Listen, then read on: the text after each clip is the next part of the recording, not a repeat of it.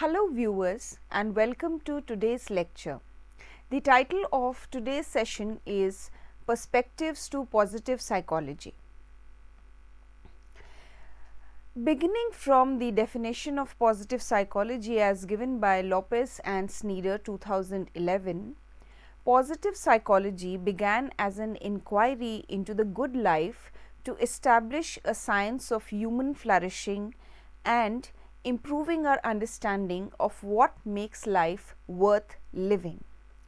So, in numerous investigations and researches have been carried out to find out about what is it that makes life worth living, how we can bring about flourishing to the lives of each and every individual on the planet. Now we shall be taking up in this lecture the perspectives in broadly two classes. Those are the Eastern and the Western perspectives. Given how European events and culture influenced American psychology as it exists today, it is not surprising that the roots of positive psychology have concentrated more on the experiences and values of Westerners. So, talking about positive psychology and its emergence, we all understand that the influence of the West has been quite heavy on positive psychology as a field of inquiry. However, in the recent times, the importance of the Eastern perspective, way of life, religions, philosophies and history have also been considered important whenever we are investigating the question as to what makes life worth living. Certain cultural constructs like optimism, hope and self-efficacy are highly prized and have been prevalent throughout Western history. But in order to comprehend strengths and the behaviors connected to living well, academics are increasingly considering the larger historical and cultural contexts, just as I explained, Schimmel, Hsu, Constantine 2003, Leong and Wong 2003. In order to provide new perspectives on human strengths, the Eastern traditions' wisdom, which were previously undervalued, are now being consulted in addition to those that originated in the West. So, now we are giving equal weightage to both East and the West, and we are trying to take the best of the two traditions or perspectives or ways of life. It is said that the Western perspective is more about me and the Eastern perspective is more about we, and together they make us, which is everyone on the planet. So, taking the best from both the worlds, we shall be investigating the most crucial questions of the field of inquiry in positive psychology. A good fortune may forebode a bad luck, which may in turn disguise a good fortune. This is a Chinese adage which perfectly captures the Eastern viewpoint that the world and its people are always changing. Therefore, just as certain as good times come, so too will bad times find us. Easterners' ideas of optimal functioning are distinguished from Westerners' more linear approaches to problem solving and progress monitoring by their expectation and desire for balance. So, there is a gross difference between the Western approach and the Eastern approach. The Western approach tends to be more worldly, while the Eastern approach tends to be more transcendental, which gives us a more holistic and a spiritually aided perspective and view towards life. Constantly flexible and aware, Easterners flow with the flow of life until transformation becomes second nature and enlightenment, which is the ability to recognize things as what they are, is attained. So, we see that Easterners are more into investigating the truth that life holds within itself. Easterners aim to ascend to the spiritual plane and transcend the human one, whereas Westerners might look for rewards in the physical world.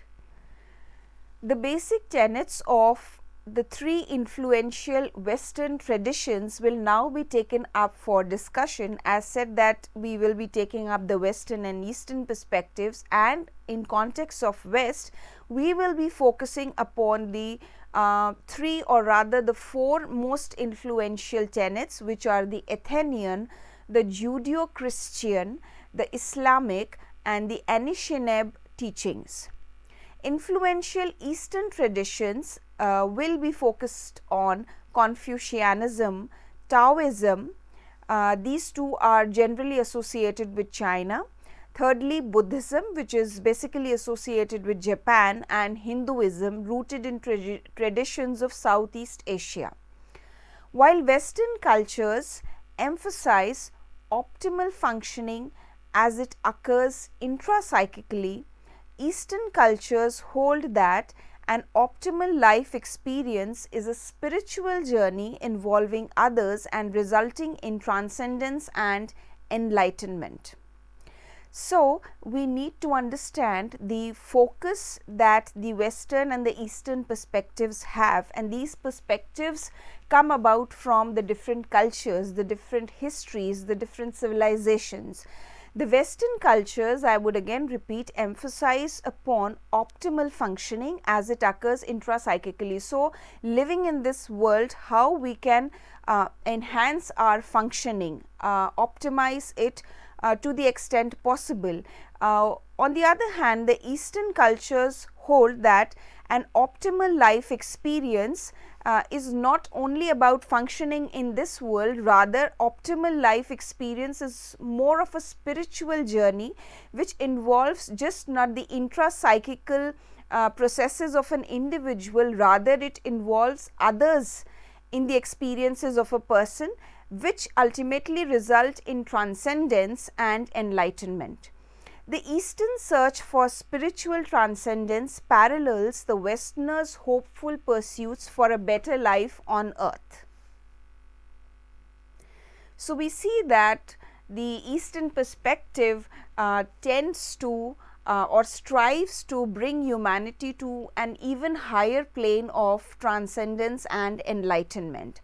Now, let us come back to the basics of our discussion of the Western influences, which are the Athenian, the Judeo-Christian, Islamic, and Anishinaabe traditions. First of all, we will take up a discussion over the Athenian influence, Athenian Western influence, and when we talk about the Athenian influence, the two names which come out most prominently are those of Aristotle and Plato. In their teachings in ancient Greece, Plato and Aristotle both placed a strong emphasis on the discussion of virtue and human strength. So, isn't it very amusing, students, that in the present times we are talking about in the 21st century we are talking about virtues and human strengths as the basics for flourishing and optimal living, and this is something that Plato and Aristotle talked about centuries ago.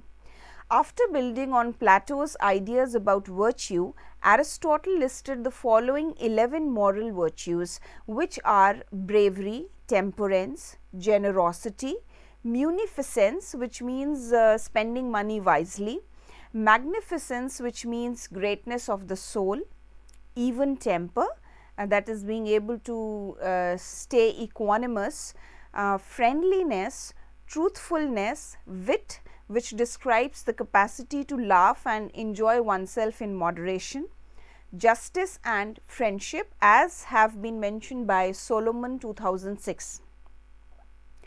Aristotle believed that strength of character as inculcated by the political community would lead to enduring human excellence. So, Aristotle also emphasized upon the role of the community and the state in instilling these important virtues in the common man. He also described intellectual virtues, which are primarily ideas related to wisdom, Solomon 2006. The importance of the political community, or polis as it was called, in fostering and upholding these virtues was also highlighted by Aristotle and Plato, Euban Wallach and Ober 1994, Solomon 2006. According to Aristotle, a community is essential for assisting the average person in realizing their potential for virtue. So, here we see a very important statement that Aristotle believed that an average person could be brought to a higher level only when he was put into a community along with others, because that situation helped bring out the virtues in a person. He claimed that a life of order and discipline is the only way to transcend hedonistic desire and achieve true virtue. We all know that being psychology students, we understand about hedonistic pleasures, which are the immediate pleasures, the sensory pleasures, and Aristotle very well and clearly outlines the fact that a life of order and discipline is the only way by which individuals, or rather children when they are in their growing stage, even youngsters, if we are trying to modify their behavior, it is only through a life of order and discipline that we can make them come out of the zone of hedonism and be able to develop and achieve true virtues in their life. Peterson and Seligman 2004, Solomon 2006. According to this theory, those who possess high moral character build these kinds of communities and can then serve as excellent role models for others, encouraging them to strive for similar levels of human excellence. So, Aristotle's theory further elaborates that people with high moral character are able to contribute in the development of such communities and help others to develop such virtues in themselves. Aristotle thought that early education should be the responsibility of the government in order to foster virtue in a given society through proper training during childhood. So, again we see nowadays we are talking about child psychology, and Aristotle way back emphasized the importance of instilling virtues, of giving training to children when they were growing up, and he believed that education was the responsibility of the state and education should be value based, or rather virtue based.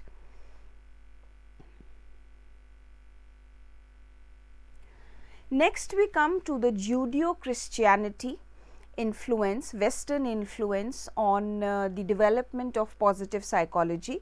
The religious precepts of Christianity and Judaism frequently immediately spring to mind when considering virtue in general. The Bible has numerous chapters and verses that discuss virtues. The Old Testament emphasizes and promotes the virtues of faith, hope and charity. We see that in the modern times we are studying and reading about these virtues under a scientific discipline, but these were very much a part of religion if we go back a little in time. Thomas Aquinas later included these virtues in his discussion of the 7 heavenly virtues, Williams and Hauck 1982. Aquinas enumerates the following virtues according to historians: charity, Williams and Hauck 1982, fortitude, which is courage, justice, temperance, wisdom. These 4 are often called the cardinal virtues. Peterson and Seligman 2004, faith, hope and courage. So, these are certain virtues again which come up again and again as we take up the studies of Judaism and Christianity. Some academics refer to the 10 commandments as guidelines for developing particular Jewish traditions within the Old Testament, which were given by Moses. The acts that the commandments forbid and interpreted by Peterson and Seligman 2004 as belonging to a specific category of cardinal virtues. Treatment against adultery and covetousness implies temperance. Prohibitions against murder, theft and lying imply justice, and transcendence generally lies in the divine origin of the commands. Throughout the New Testament, numerous talents and qualities have been mentioned again. The book of Romans, for instance, lists the gifts that God values, which include qualities like hospitality, leadership, faith, mercy, love, joy, hope, patience, among others. In addition, the book of Proverbs has many affirmations of specific virtuous behaviors. Peterson and Seligman, 2004. Last but not the least, the Beatitudes mentioned in the book of Matthew provide a number of virtues, example, humility, acting as a peacemaker, kindness, justice, etc., which are purported to please God. Matthew. The Talmud also offers guidance on leading a moral life. So, now we are talking about the various books or the sources under these religions, and how in elaboration they are talking about the various virtues which are also of concern in our study of positive psychology. The Pirkei Avot, also known as the Ethics of the Fathers, contains instructions on how to live a moral Jewish life. The lessons learned here include seeking peace in daily life, being a fair judge and decision maker, and showing hospitality, especially to the impoverished. Boxer, 1989. Furthermore, the Talmud says, "You shall administer truth, justice and peace within your gates," indicating that other religious traditions place a similar value on these particular virtues.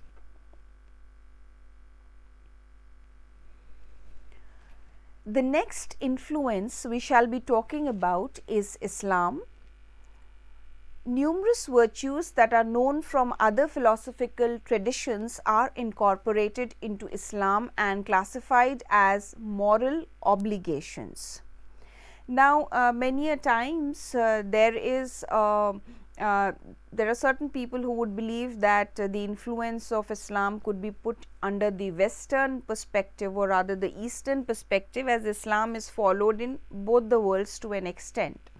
However, the focus being discussion on the virtues being propagated by this religious practice specially, we shall be focusing on what Islam talks about as far as virtue is concerned. As an example, thankfulness, love of Allah because of His forgiveness, justice, highlighting the equality and fraternity of all people, kindness, especially towards parents, and courage, acts of bravery are valued, according to Farah, 1968.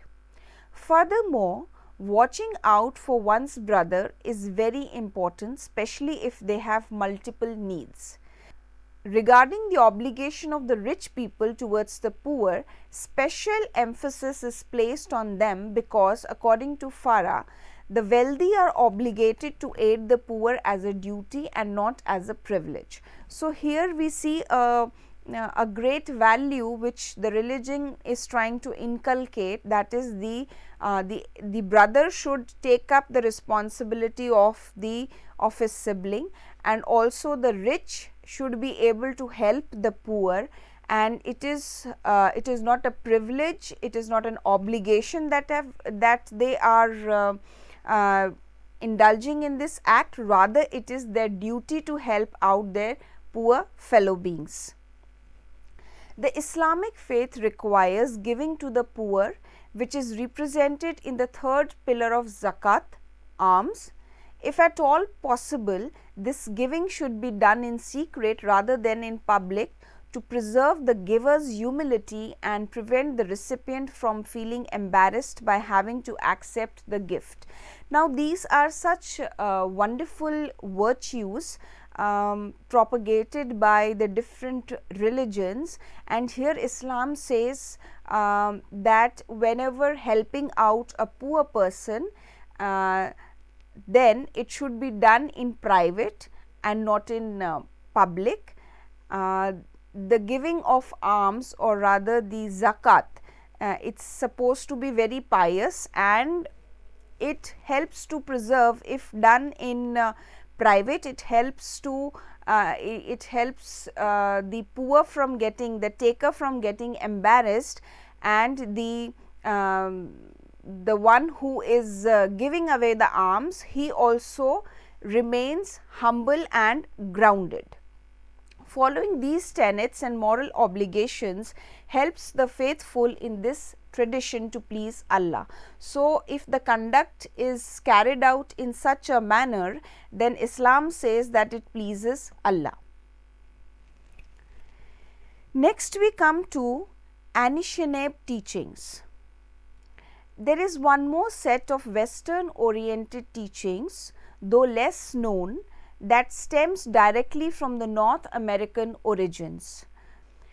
The Ojibwe, a subgroup of the Anishinaabe, have a story known as the Seven Grandfathers teachings that serves as a moral code for this cultural group.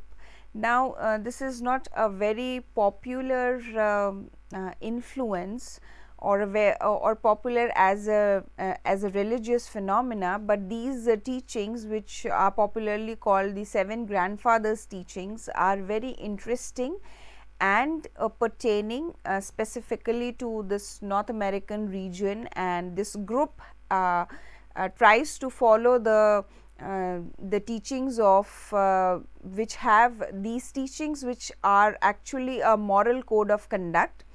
According to this legend, each of the seven grandfathers imparted knowledge to the first elder of the tribe with the intention of helping the people live a good life and to respect the Creator, the earth, and each other.